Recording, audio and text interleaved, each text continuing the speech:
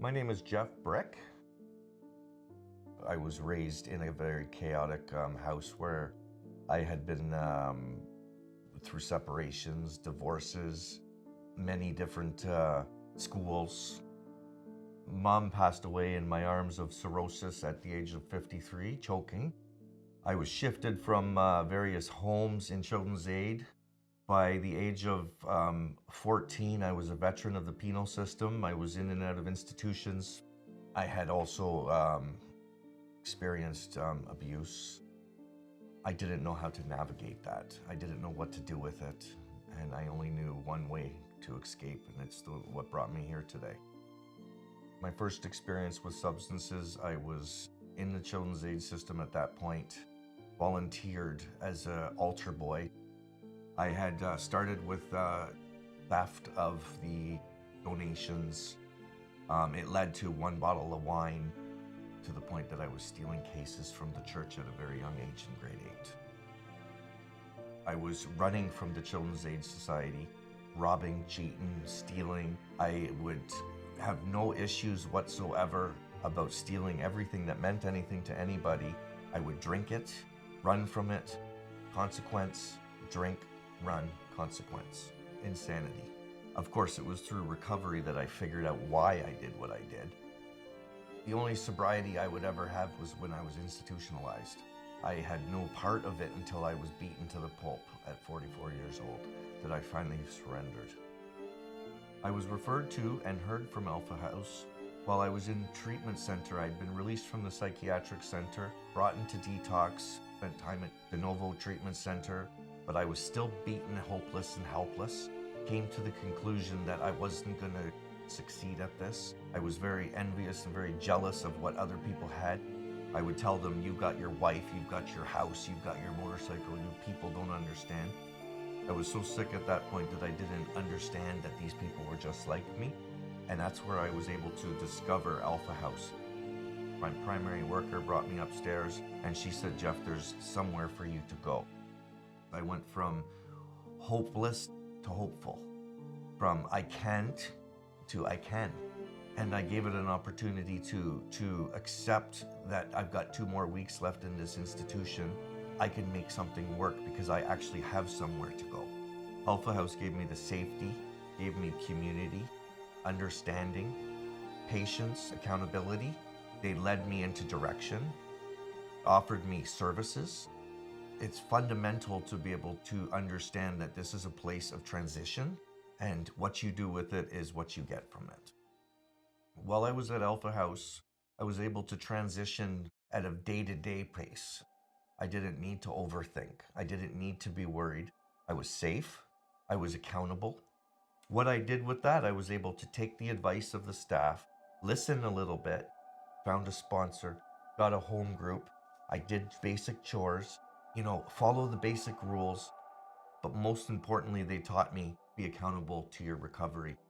I thought it was life over. I thought, this is it. This is my life. Alpha House helped me to transition from one stage of recovery to another. The safe spot that they offered me in Alpha House to allow myself to understand the day-to-day of recovery. The transition to the next stage, they were so supportive. They helped me get my resources. They helped me get the people involved in my life. And the most important thing was the safety of knowing that when it's time to go, it's never time to go. This is a place that I'm always welcome. I always come back. I always give back. It's a place of community, and it's something that I never knew growing up. Something that means the world to me now.